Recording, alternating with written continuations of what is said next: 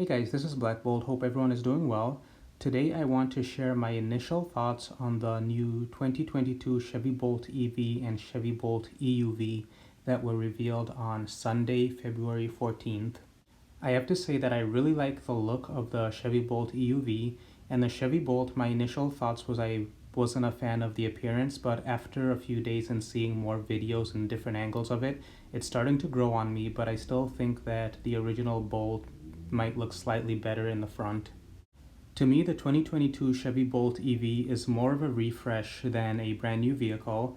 The drivetrain is the same as what's in the current 2020 Chevy Bolt EV. It has 259 miles of range, and the major changes come on the inside of the vehicle.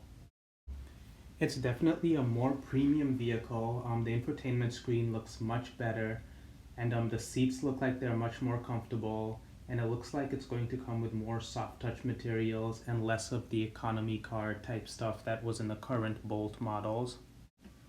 It comes standard with wireless Apple CarPlay and Android Auto, and then also 6 features from the Chevy Safety Assist system, which is automatic emergency braking, lane keep assist with lane departure warning, following distance indicator, IntelliBeam Auto High Beam Assist, which I like a lot, I use that all the time, forward collision alert, and front pedestrian braking.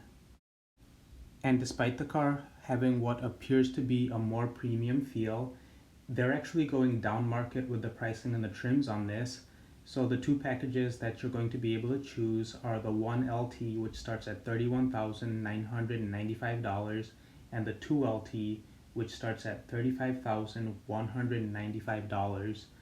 The 1LT comes with HD rear vision camera, LED headlamps, Chevy Safety Assist, and then the wireless CarPlay and Android Auto that we talked about.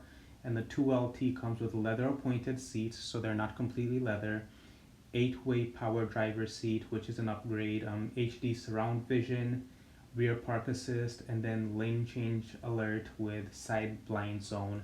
So if I was to pick one of the trims, I would go with the 2LT because I prefer a more premium car. For comparison, the current 2020 Chevy Bolt EV LT trim starts at $37,495, and the Premier trim starts at $41,895. So the current 2LT comes in cheaper than the current LT, so that is really awesome for budget shoppers like myself. Unfortunately, when it comes to DC fast charging, it's still limited to 55 kilowatts, which is the same as the 2020 model. Although on the bright side, you are going to be able to get faster charging at home, so I think 11 kilowatts instead of 7.7 that the current models have. And then for new owners, GM is also going to pay for the installation at your house if you buy the car before sometime in June. I know that I had some conversations with some of you in the comments section, and I said that I would not be happy with this vehicle if they did not increase the DC fast charging to at least 100 kilowatts. But I would like to kind of amend my opinion and say that this is a really good mid-cycle refresh. They're not using the new Ultium batteries on these 2 vehicles, but I think the fact that they have significantly reduced the pricing on these is huge. It's going to make the car available to a lot more people. And for me personally, if I was going to get one of these, I would get the 2LT. And I'm really interested to see where the pricing on these will be in the next 2 years, 2 to 3 years when they hit the used car market. And speaking of pricing, if you don't really care about the interior upgrades, GM is offering up to $14,000 in discounts on the 2020 Chevy Bolt EVs. And since they are essentially the same car, if you are super budget conscious but you still want a brand new vehicle, I would highly recommend looking into those ones because they are now being sold for around $25,000 brand new, and it's the same drivetrain, just a slightly different look, which is arguably a nicer look, and of course you miss out on the interior. Would I upgrade my 2017 to a 2020? No, but if I was going from an ICE to a 2020, I think that would be a worthy upgrade. And now let's talk about the star of the show, the 2022 Chevy Bolt EUV. The EUV comes in 3 trims, the LT, Premier, and Launch Edition, and the LT starts at $33,995. The Premier starts at $38,495, and the Launch Edition starts at $43,495.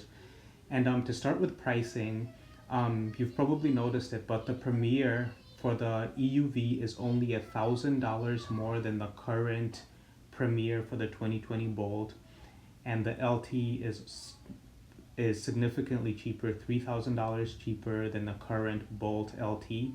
And the EUV is a really good car for the American market because we Americans tend to prefer bigger cars. So to me, it's still a hatchback, but you can call it a crossover if you feel like it.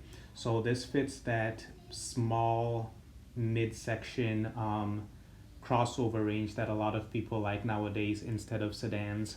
Like the regular Bolt EV, the 2022 Bolt EUV LT trim comes standard with Chevy Safety Assist, is also DC fast charging capable, and it comes with wireless CarPlay and Android Auto, and then it also adds wireless device charging and comes standard with a dual level charging cord.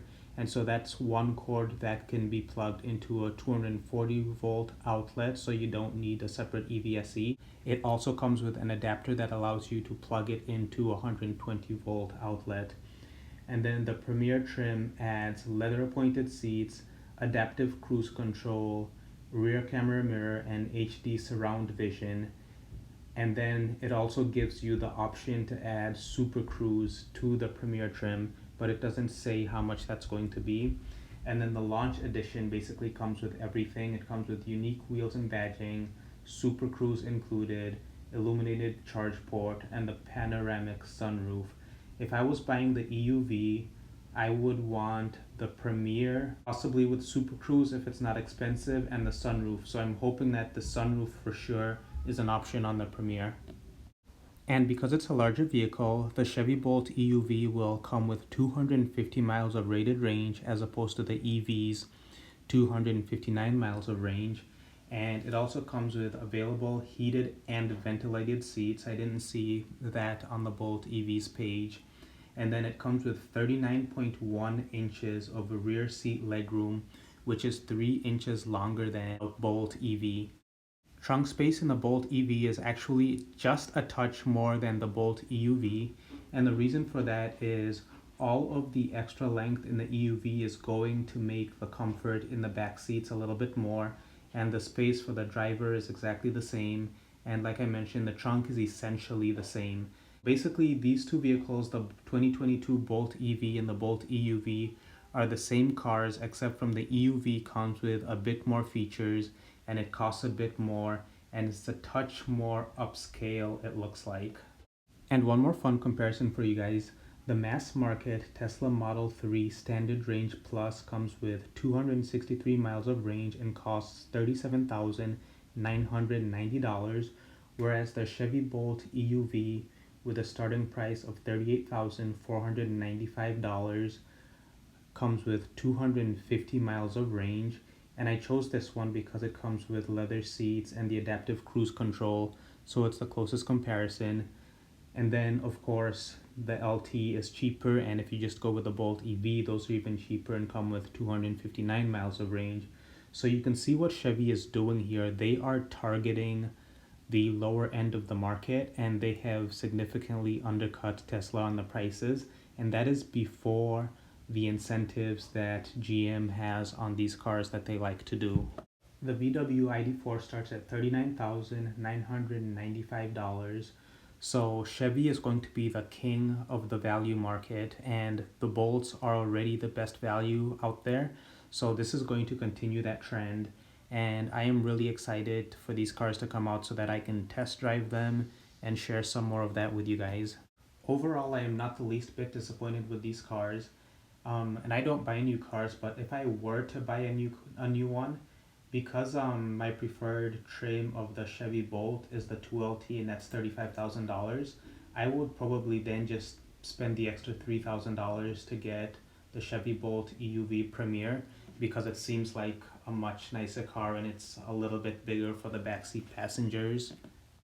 So guys, let me know what you think. If you were to choose one of these, Which one would you choose and why? And then as always, like, comment, and subscribe to help the channel grow. And we're still pushing to get to 1,000 subscribers by the end of March. And we are currently approaching 400. Have a great week.